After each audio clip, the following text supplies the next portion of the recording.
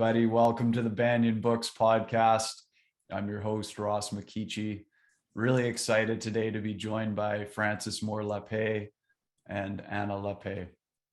Before we get to their formal introduction, our usual Banyan-related announcements. Although we have people joining us from everywhere in the world for these broadcasts, the physical location of Banyan Books and Sound in Vancouver is on the traditional and unceded territories of the Coast Salish people, including the Musqueam, Squamish, and Tsleil-Waututh nations. Banyan Books and Sound just completed its 50th anniversary year in 2021. That's 50 years as Canada's spiritual and healing resource. We've been local and independent since 1970.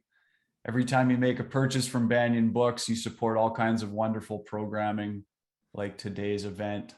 You can visit us at banyan.com, that's BANYEN.com, or you can come in person 7 days a week at the corner of 4th and Dunbar in Kitsilano.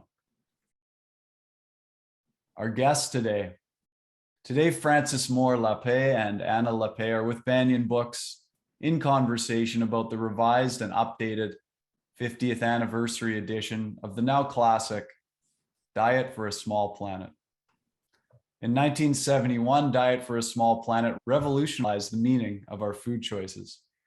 It broke new ground, revealing how our everyday acts are a form of power to create health for ourselves and our planet. The book sold more than 3 million copies and sparked a food revolution. Now in this revised and updated 50th anniversary edition, Lappé goes even deeper, sharing her personal story and showing us how plant-centered eating can help restore our damaged ecology, address the climate crisis, and move us toward real democracy. Frances Moore Lappé is the author or co-author of 20 books about world hunger, living democracy, and the environment, beginning with Diet for a Small Planet in 1971. She's been featured on the Today Show, the Wall Street Journal, NPR, the CBC, and BBC, among many others. Frances, or Frankie, is the co-founder of 3 organizations, including the Oakland-based think tank Food First and the Small Planet Institute, which she leads with her daughter Anna. The pair also co-founded the Small Planet Fund, which channels resources to democratic social movements worldwide. Anna Lappé is a national best-selling author, a respected advocate for food justice and sustainability, and an advisor to funders investing in food system transformation. She is also the founder and co-director of Real Food Media. Anna's work has been translated internationally and featured in the likes of the Washington Post, the New York Times, and Oprah magazine. She was named one of Time magazine's Eco Who's Who and is a recipient of the James Beard Leadership Award.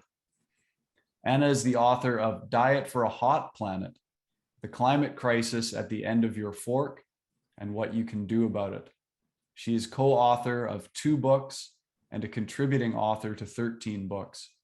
She played a primary role in the release of this 50th anniversary edition of Diet for a Small Planet, editing and compiling the entire recipe section.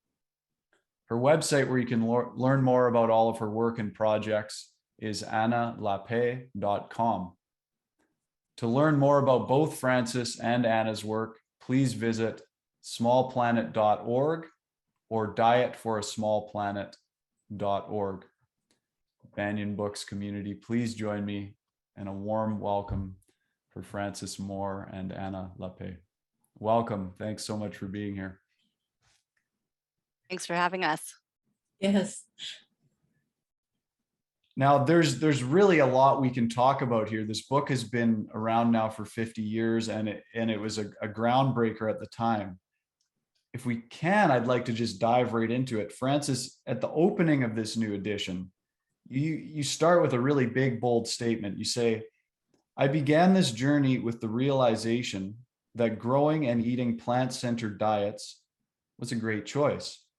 Today, it is a no contest necessity Either we now make a big turn or life on Earth as we know it is gone forever.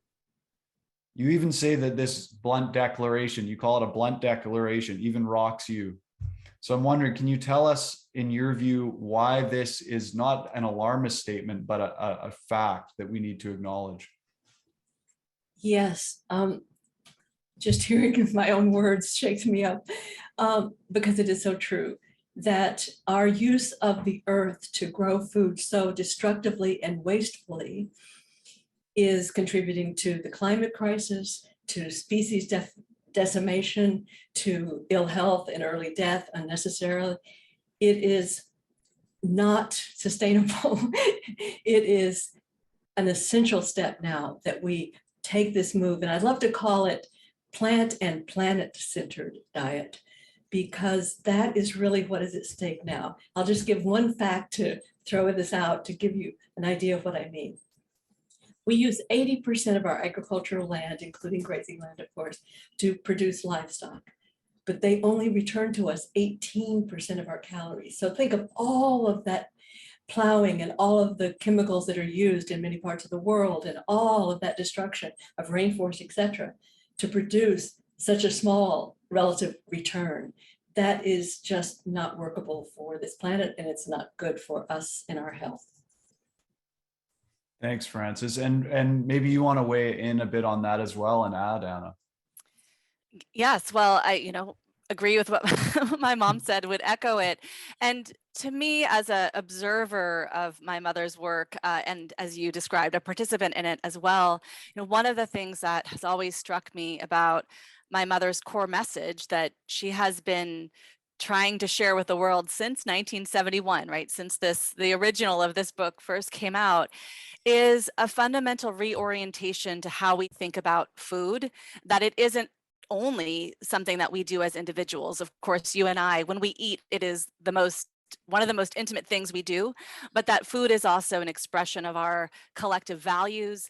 It's an expression of our community-wide choices. And what she has always said is what we see around the world, this really destructive way of using our land, a way of organizing a food system that shuts so many people out. So there is, as we know, needless hunger around the world, that she has always made this point that the very presence of hunger in a world that produces enough calories for every man, woman, and child on the planet is an expression of fundamentally the lack of democracy that so many of us experience in our daily lives. So one of her oft quoted messages is that hunger is not caused by a scarcity of food, it's caused by a scarcity of democracy. And that core message, that kind of understanding that food is, again, both so personal and yet so political, was a core message in 1971 when Diet for a Small Planet first came out. And here we are 50 years later, and it feels like that core message is as relevant as ever. Thank you. Frankie, what's changed in the last 50 years? Where are we at? Do you think we're on a positive trajectory? Have things been getting worse? Is it neutral? Overall, what would your take be? Well, both and. Definitely we've been moving in two directions at once. On the negative, we can say that yes, the destruction of rainforest, including the key Amazon rainforest, much of that is still to produce beef that is so wasteful and harmful to us. Our diet, we can say that we are the first species in which our diet is actually killing us. What's up with that? In that diet is related, that 1 in 5 deaths in the world now is diet related, and most non-communicable disease deaths are linked to our diet. So there is so much more destruction of our health in the earth. At the same time, what gets me up in the morning is what I talk about in the new opening chapter. Around the world, people are awakening to their own power. Land movements of, just for example, we cite since 2000, 8 million new local on the land cooperative groups are feeding themselves and nurturing the earth all over the world. A great UK expert on this put all those numbers together for us. And Anna and I, in the year 2000, we had the privilege of going together to Brazil and meet the landless workers movement there. And they've grown so much since then. But this is landless people who are managing to this in a country with highly concentrated control of land. They are moving more and more land into the hands of small farmers committed to ecological agriculture and developing new approaches that work for them and the earth, and restoring their own dignity, their own power. And so, and that's happening in I could go on in Africa too, where, you know, we were worried always about famine when I started. Famine and Africa were always sort of in one sentence. And yet in Niger, the country that had suffered from so much hunger when I began, now is a leader in what's called agroforestry, the planting of crops interspersed with trees that are allowed to grow. And that's a whole approach that now, building on ancient traditions, is spreading. So there's just so much positive that is keeping me going. And I love how Anna just tied it right back to the question of power. And our food relates us every day to our own power and how we can disperse power and make both political and economic power accountable to us and our real values and interests and all of life. Wonderful, thank you. Now, I understand in the US, maybe Anna, you can comment on this, and then Frankie can jump in. In the US, there's an important issue that's been in the news last week around voting rights. Can you fill us in on what's happening there? Sure, and I know you, Mom, want to weigh in too. I mean, what I for those of you outside of the US who might be following what's happening here, those of you listening from here in the United States, you know that one of our huge struggles has been fundamentally protecting our rights to vote, our rights to fair representation, and making voting easy and simple. You know, it's always striking to me when I every presidential election go out to help register people to vote, how hard it is to stay registered, be registered, particularly for people who are transient, for people who might not have, you know, a fixed address, and these fundamental ways in which our laws have made being registered to vote and voting difficult, let alone the fact that, you know, voting in the United States is not a holiday, that there's all kinds of ways in which we are challenged.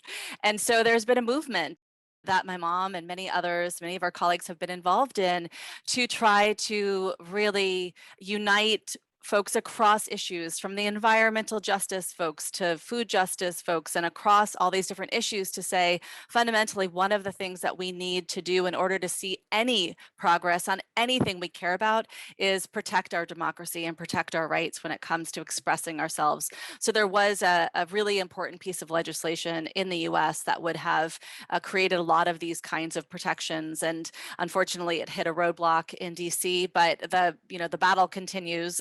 And Mom, do you want to take it from there and talk about kind of where you see this movement heading next, maybe? Yes, and I call it now democracy, the taproot problem, because what can grow unless we have accountable democracy?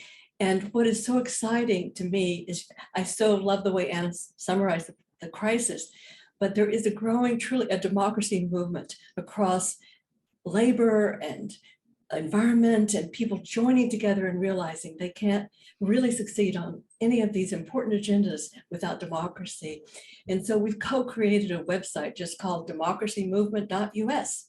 And it's a map of the US, so wherever you are, you can jump in and weigh in. It's not giving up your special passion, but it is saying, as a citizen, you can be heard. So I kind of walk on the food and farming foot and the democracy foot, and really encouraging others to always see that democracy is the taproot, that we have to make that healthy in order for all of our other necessities to emerge. That's great. Thank you both. And I see our amazing producer, Jacob Steele, he's just put up the website to Democracy Movement. Oh, Those thank you. who are watching or listening to the recording, you can go to www.democracymovement.us. One of the things that you two have founded together is the Small Planet Institute. I'm wondering if you can give us, our audience, a bit of an understanding about how that was founded, the story behind it, and the work that you do. Sure, I can start if you want. Yeah, Mom. start. Yeah, go for it. Well, the real origin story of Small Planet Institute ties back to Diet for a Small Planet as well. So, you know, go in our Wayback Machine about 2 decades ago, and my mother and I were exploring those original insights from Diet for a Small Planet as we were coming upon the 30th anniversary of the book.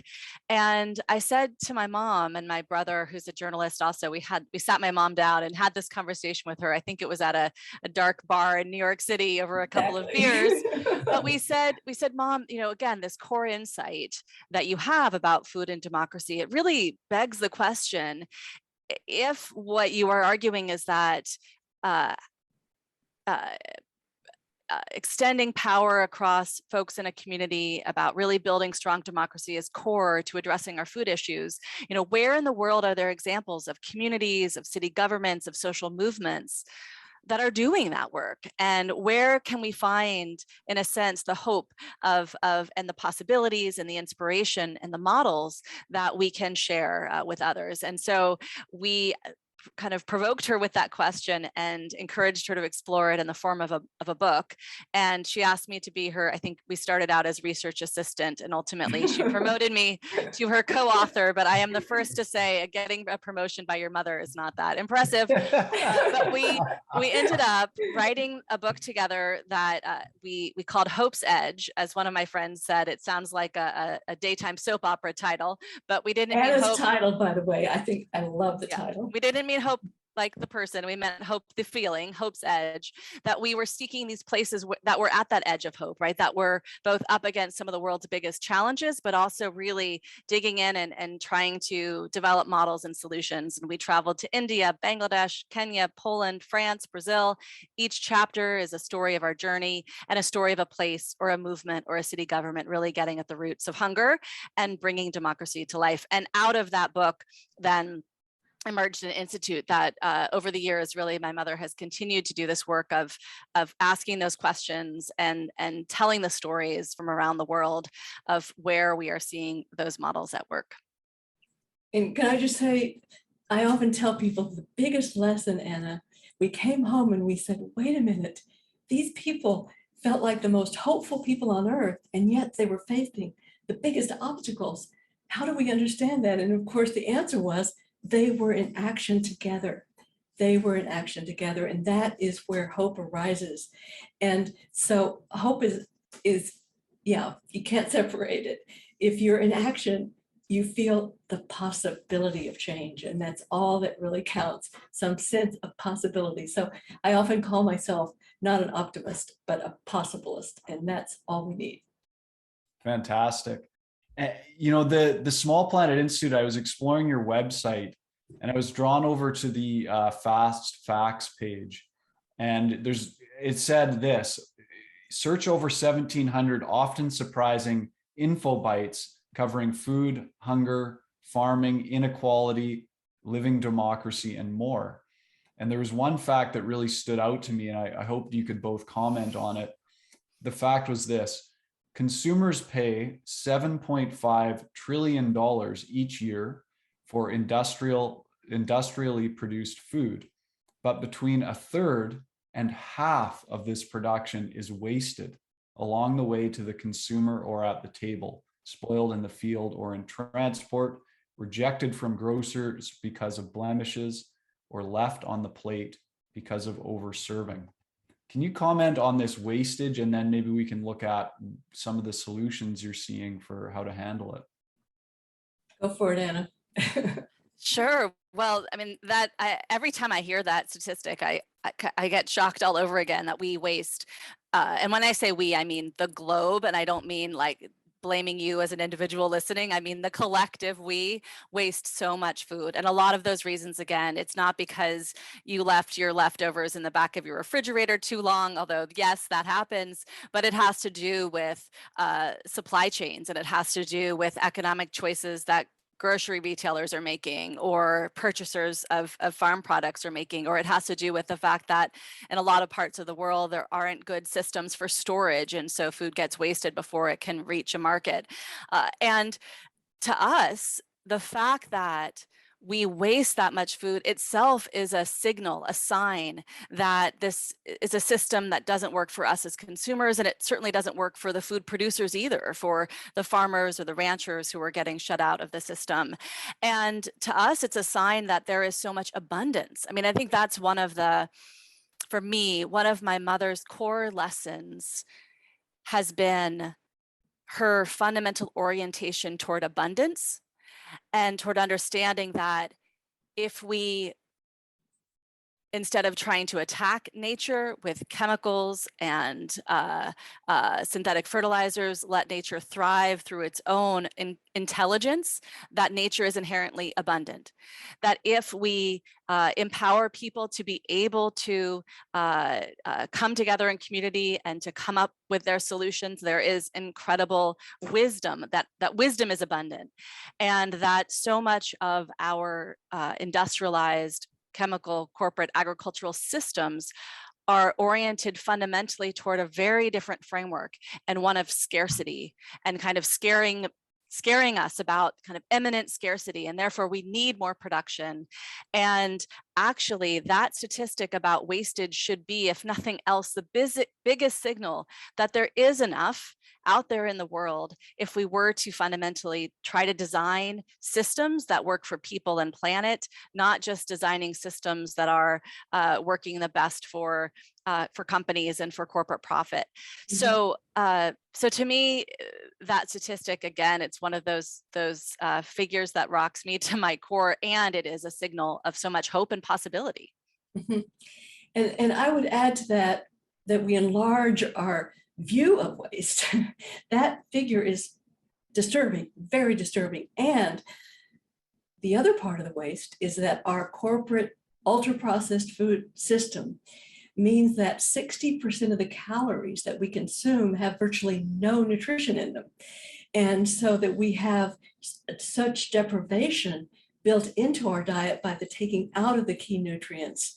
And in that, I would also add that I learned fairly recently, and I'm embarrassed to say that I didn't know this before, on terms of, that eating, if waste is eating that which is not nourishing, that the World Health Organization in 2015 deemed beef to be, red meat to be a probable carcinogen, and processed meat to be a carcinogen. So if you look at the big picture, if you think of waste that we're actually just, not using properly, and then adding to that the nutrients lost in the process and the harm done by the food that we do eat, we see that there is a much, much healthier way to be with the earth that is abundant, as Anna was saying. Yeah, and just a coda to that, one piece I forgot to add in that, of course, is a through line in Diet for a Small Planet, is that in the US, and I don't know for the Canadian population what the figure is, but in the United States, the average American is eating twice as much protein as their bodies need.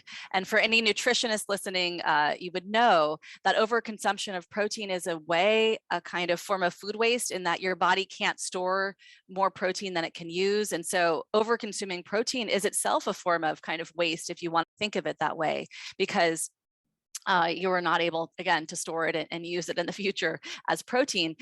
So again, it's a way of rethinking how we are framing our choices individually and collectively about what food we're growing and why, and who benefits from it.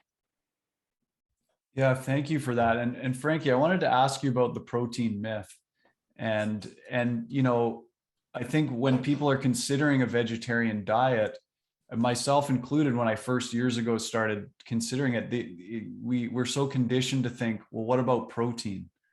Where is that coming from? What are the roots of that belief that we have to eat meat in order to get the protein that we need? And what is the truth about it? Well, that was such a dominant myth when I began. And I heard people say, friends say to me that, Frankie, your book helped create peace in my family because my family really thought that I was going to die from protein malnutrition if I didn't eat meat. So I think our understanding has evolved. There was this idea then, the scientists were telling us that there was a certain balance of amino acids that we could, the highest quality, and that was in the animal kingdom, so to speak. And now we know, as Anna said, we eat twice the protein that our bodies can use as protein, so we can let go of that concern. And that if we eat healthy diets, if we eat a variety of whole foods, so we get the fiber too, that we are inevitably going to get enough protein. And in the back of Diet for Small Planet, we have a nifty little chart. If you don't believe the generalizations, you can go look at the numbers and see, how it all adds up. And we can just relax. And so I keep trying to pull back from that idea of complementary proteins that I learned about from the scientists way back when. And I thought it was kind of cool that you could be a kind of chemist in the kitchen and combine these. But it's even cooler that we don't have to worry about it. We do not have to worry about it. Yeah, and one of the great things about this book is that if you're, if this is a new thing to you, having a plant or planet-centered diet, then there's all these amazing recipes. And Anna, maybe you can tell us a bit. I know you updated all the recipes for this edition. Can you tell us a bit about that process? Sure, I'd love to. And I'd love to give a shout out to a fabulous nutritionist and cookbook author, Wendy Lopez, and her website is Food Heaven Made Easy. And I want to give her a shout out because she worked with me on all of the recipe refresh. So I am not a cookbook author, but I like to cook from cookbooks. But so she helped really do the refresh with me, and while I, tested them out on my family. And we took what were the recipes in the original. So for those of you who know the original, half of the book was the kind of political message of my mother's, was talking about this, the ability to get a nutritious diet from plant-centered eating. And then half of it was a how-to, it was recipes. And so we looked at those recipes and we refreshed them for the 21st century. So that meant doing things like taking out all of the margarine and all of the low-fat dairy products. And it also meant taking out all the references, as my mother was saying, to complementary proteins, and really re-emphasizing that you do not need to worry so much about how you will get the protein needs of for your body through this way of eating. The other thing we did that was really meaningful for us and a joy for me was we brought in the voices in a way of chefs and cookbook authors who I see as emblematic of a movement of leading chefs and cookbook authors who are innovating at the edges of plant-centered eating, and that we wanted to offer them a place to contribute a recipe into the new diet. So we have a fabulous Native American chef, Sean Sherman, who contributed a recipe. We invited the authors of the fabulous book, Decolonize Your Diet, to contribute a kind of Mesoamerican recipe. Padma Lakshmi, who's a fabulous cookbook author and celebrity chef, contributed a delicious Indian curry. So the book to me feels a little bit like trying to give a sense of a kind of party of voices that also feels like a reflection of, you asked what has changed in the last 50 years. I mean, I think the number of people who understand the power of our food choices to connect us to the planet and to each other and to cultures around the world, like that is such a shift in the past 50 years, and something we wanted this book to celebrate. Thank you. And I think what Anna said really reminds us too, and these terrific chefs that contributed out of their traditions, recipes, reminds us that this plant-centered eating is at the heart of diets developed all over the world that we can now enjoy. And this grain-fed, meat-centered processed diet is a very recent and very backward way, So I loved that Anna took that initiative, and so that we can celebrate this this history as well as we enjoy the recipes. What about I'm sure you're familiar with the paleo diet. This seems to be a really popular thing these days. People sort of claim, well, back in caveman times, humans were eating meat all the time. That's what we ate. What is your response to that? Well, I'm not an expert, but I do know the truth of everything that we've been saying. It really annoys me because women, actually, we were hunter-gatherers, right? And the women did the gathering. And yes, when the hunter would go out and kill the, whatever, and bring it back, everybody in the village had some. It was all shared, is my understanding most of the time. But it was the women who were providing the daily nutrition through the gathering. So that's about all I can say. I'm not at all an expert on it. I do know that what Anna and I are talking about is very aligned with what our bodies need. And if I could just jump in to say one thing, because the word diet is part of the title, always has been. And yet often I think when people hear, I know personally, when I hear diet, it sometimes in my mind kind of triggers a fad, or it's about often about weight loss, or it has maybe associations with some of you listening that we don't mean. And certainly when my mother used the term 50 years ago, again, it was not meant to be a kind of fad that you try this out, like a new outfit, and then you buy the next outfit next season. And it certainly wasn't about trying to kind of look a certain way or about weight loss. That it was really kind of more of like a mental mindset and a worldview of exploration of a worldview that is about shifting how you see the world. Again, not for this season and you kind of change it next season, but really an orientation toward one's life. And that to me has been over the years, the most moving thing about being my mother's daughter is how many people have said to me, your mother's book changed my life. And it's been striking. They don't say, just your mother's book changed the way I eat. They say your mother's book changed my life, because it is a call to all of us to think about how can we live meaningful lives? What does that look like? And how do we want to orientate everything, including our most daily act of eating, toward a life that feels meaningful to each of us? Thank you. Thank you. On that, maybe we should have called it eating for a small planet.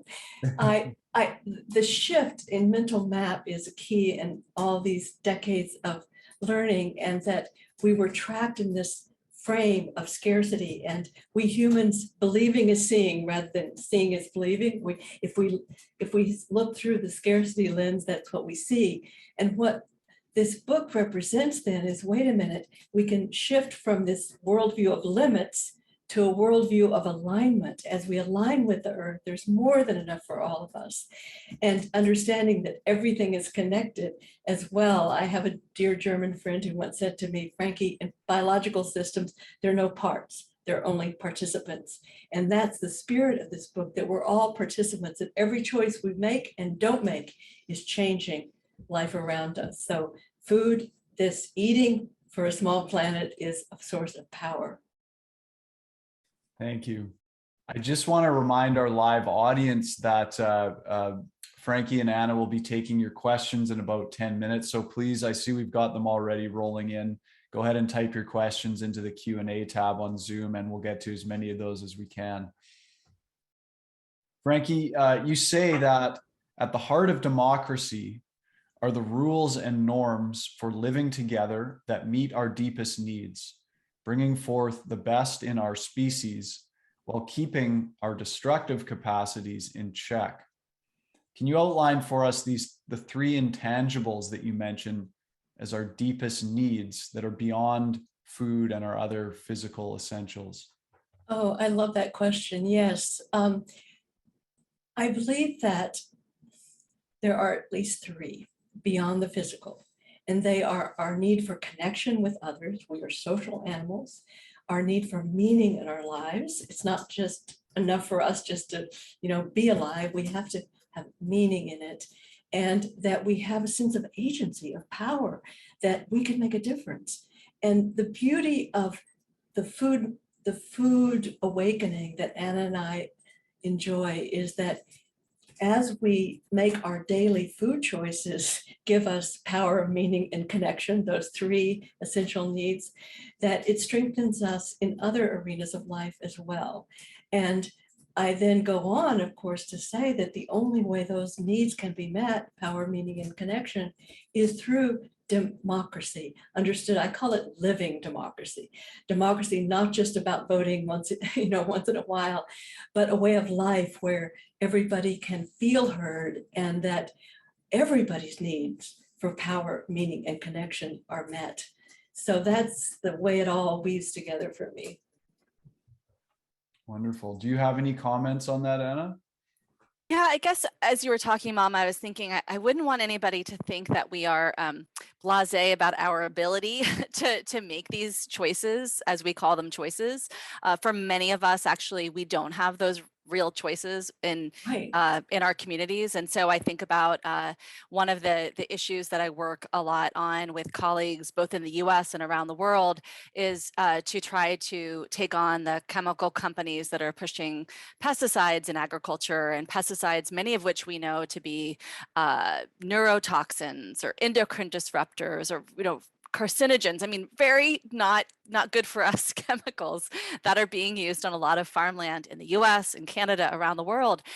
And for many of us, say you didn't want to contribute to that system, that you didn't want to have potentially the food you are buying for your family to have been grown by chemicals that might have impacted the families of those farm workers who picked that lettuce for your salad, or the community that lived next to the apple orchard where those chemicals were sprayed. Say you wanted to make that choice. For many of us, we at the moment do not have that choice in our grocery stores. And so again, this ties back to what my mother and I talk about, is this unifying the conversation about food with democracy, that when we have that feeling of the contradiction between what we want to have choice for and what is available to us, that we hope that ignites in us a sort of a passion to advocate for change, to say, it should be a fundamental human right that every one of us should be able to walk into the grocery store and find food produced without the pesticides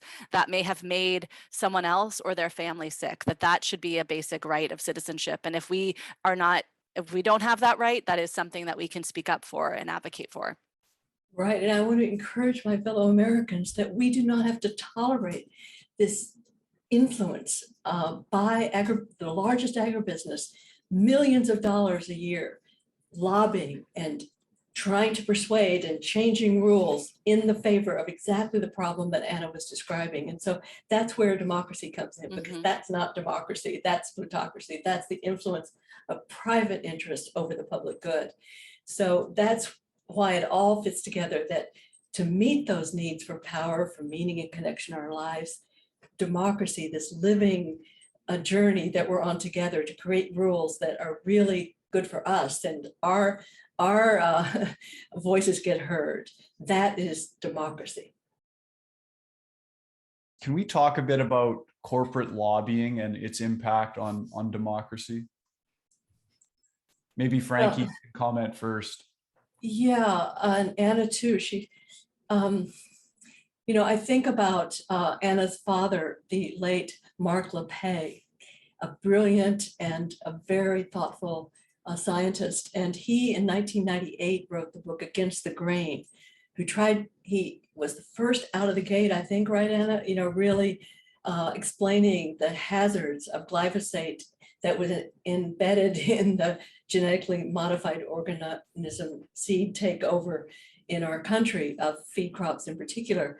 And yet, was that heard? But it wasn't heard, because when he tried to first get it published, Monsanto, corporate power, sort of intimidated publisher, and Mark had to go to a much smaller publisher named Common Courage Press. I love that. I love the name, that it embodied what he was about. But just the silencing of critics and truth tellers about the dangers means that we still, as Anna was describing, something like, I think it's worldwide, right, Anna, that 44% of farmers are poisoned every year by pesticides. And it's that influence of corporations like Monsanto. Now they're having to, they've paid billions in harm, but they're still, Bayer Monsanto it's called now, but are still, very, very profitable. They've had to pay billions because of the cancer that has ruined the lives of farmers. So that is what we mean by corporate influence that does not set the rules in a way that protects us. Yeah, I mean, do we have time, Ross? I could give an example. We do, yeah. please. So I'll be quick, but just to add on to give a good, for me, a clear example of where we see this influence and a bit about how you push back against it. So, we're talking about, for instance, the impact of pesticides on our health. And one of the most notorious pesticides that was used in homes and in agriculture is called chlorpyrifos. And it's an insecticide that was banned for home use because there is no known safe level for children of using this insecticide. It was banned many years ago for home use in the US, but it was still being used on farmland. And activists and scientists were building the case with the Environmental Protection Agency to say this doesn't make any sense to keep using this insecticide on farmland because of its human health hazards. And the EPA, based on its own science, was on the brink of passing a national ban of this pesticide when the Trump administration came into power. The biggest maker of chlorpyrifos, Dow Chemical, gave a significant amount of money to both his campaign and to the Republican National Convention. And lo and behold, once the new administration came into power, the EPA reversed its plan and chlorpyrifos stayed on the market. And what we saw around the country were advocates continuing then to work at the state level. And I worked with a number of groups on the Hawaiian Islands where there's a huge amount of chemical pesticide usage. And they organized, and they've been for years trying to build political power. And because of all of that organizing, that they were able to pass in the state of Hawaii the first ban on chlorpyrifos, which then ended up going across the states. And we were really excited to see that just recently that the US government has said that they will ban chlorpyrifos. So it's an example of how companies can influence politics. The fact that there are more agribusiness lobbyists on Capitol Hill than oil and gas lobbyists is a clear sign that that lobbying happens. And the story of chlorpyrifos is a story that the power of the resilience of advocates and to the need to keep fighting even when you experience setbacks, and that this is the kind of long-term resilient organizing that we need. Thank you both. Thank you so much. So there's a really nice question here from Priscilla, and everyone in the audience, please keep your questions rolling in. Priscilla asks, do you see a role for ethically sourced animal products in our diet? For example, community-based fisheries. Maybe Frankie, you'd like to go first, and then Anna. I'll start. Yeah. I mean, I've never been an absolutist at all. What my focus is on the overweening, damage done by the dominant corporate chemical food system. And I think there are ways, people have different values, different opportunities, is sensitive to the impacts. I think there are ways, certainly if you choose to eat animal foods that are sustainable. So I'll let Anna speak to that too, but yeah. I've never been an absolutist.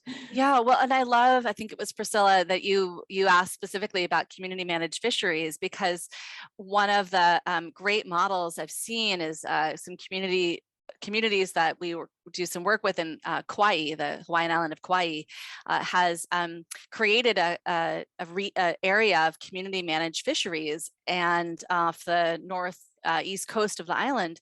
And what they are seeing is, this goes back to our message about abundance. Like when you have a community managed fisheries, they're seeing incredible abundance of aquatic life come back, and that there is a way to work again, in concert with nature, if you were not overfishing, if you were allowing those populations to thrive.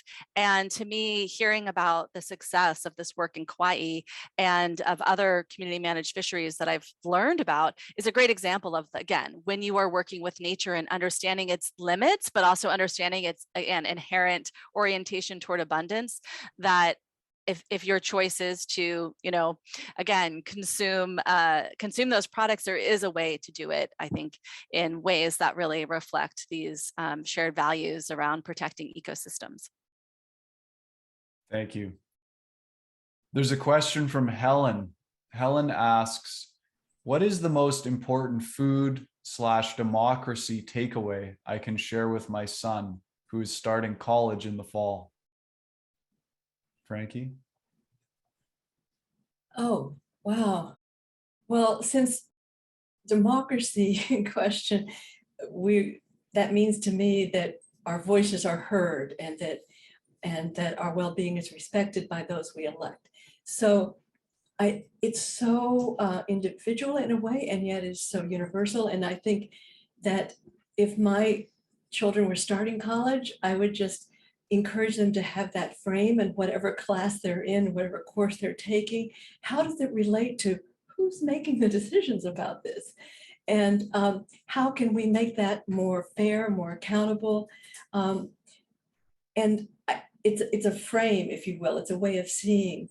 And unfortunately, here in the US, it's so much the idea, well, democracy is just, maybe voting, but you don't even have to do that. Although I have friends who are pushing, excited about the idea of universal voting where everyone votes.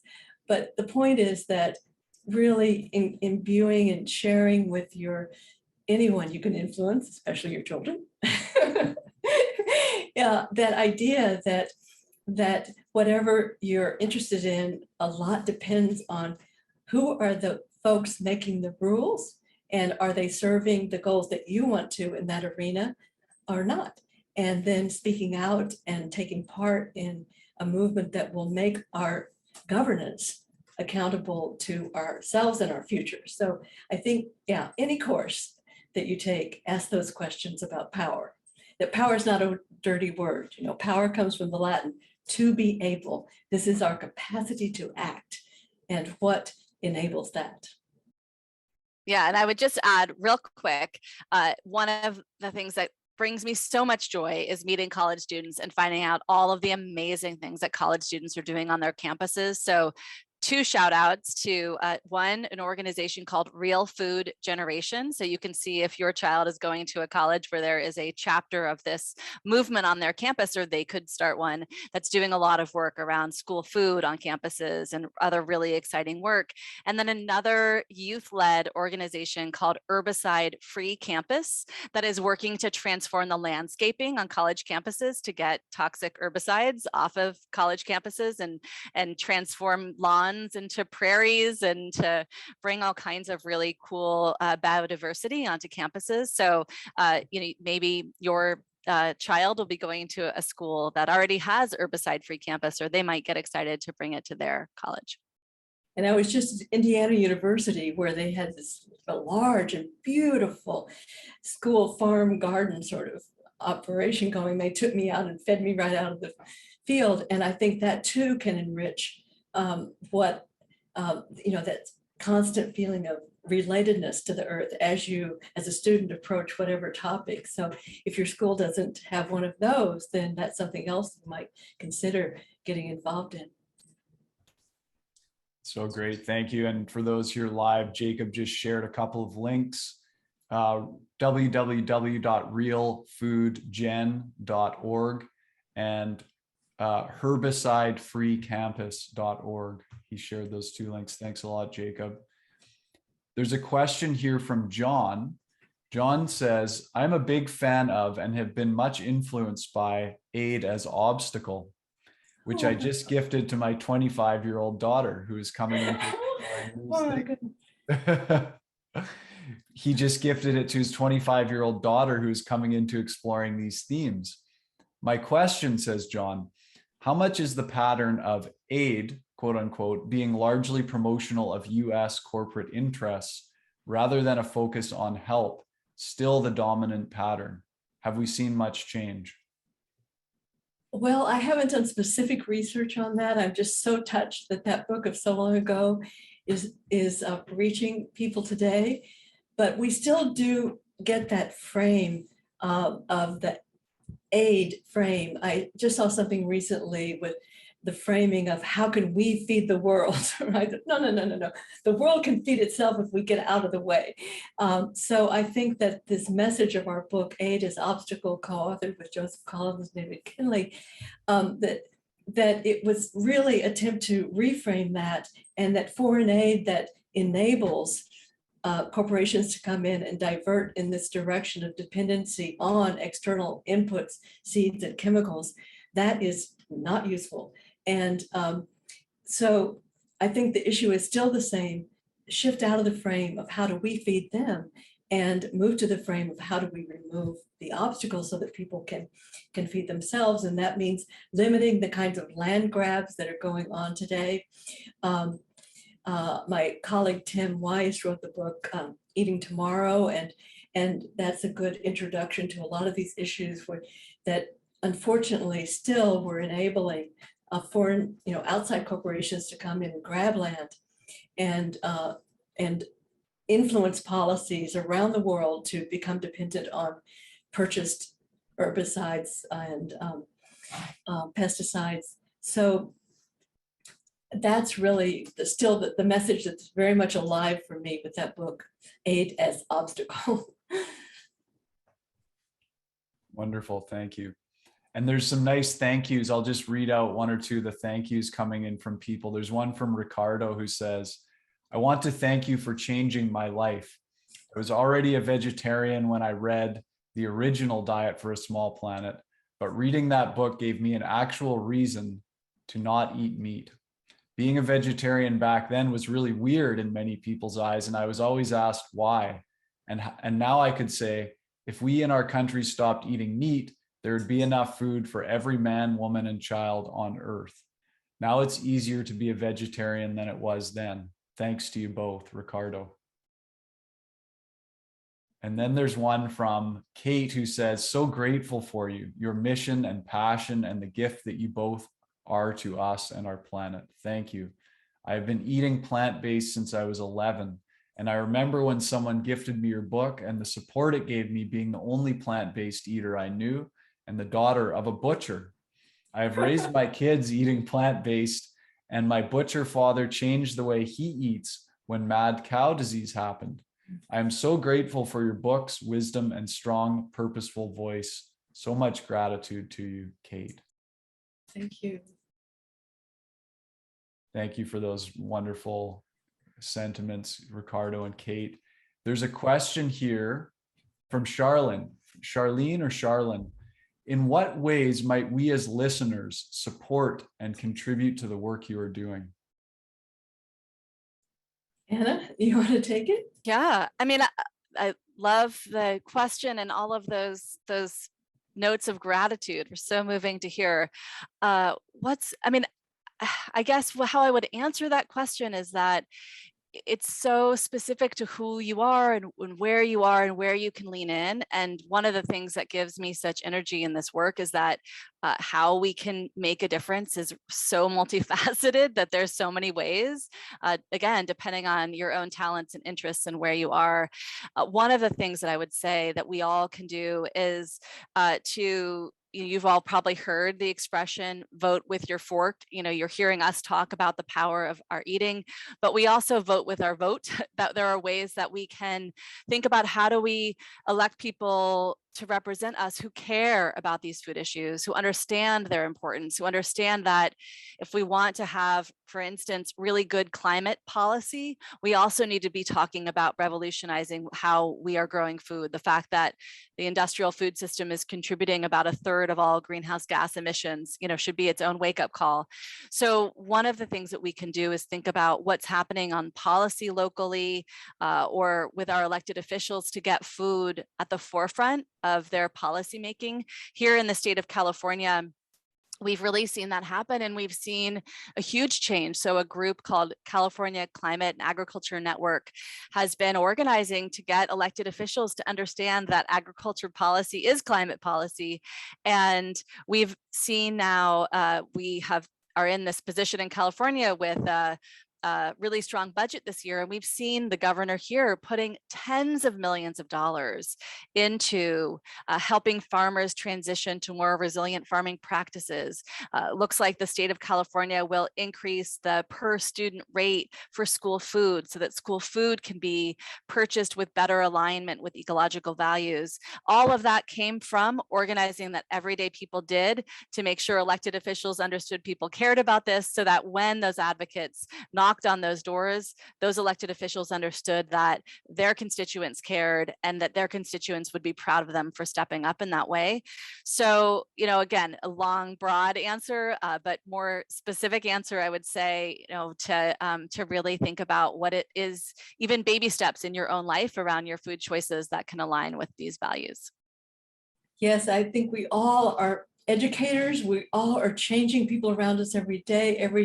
Everything that we're doing on this, that somebody's watching and saying, oh, maybe I could. So I love Anna's answer. And I know wherever we are, there are people gathering to address exactly what we're talking about today and finding them. And if any way we can be helpful to help you connect with that, and we would be happy to. And we also use volunteer help to do research and work at Small Planet. So all of that.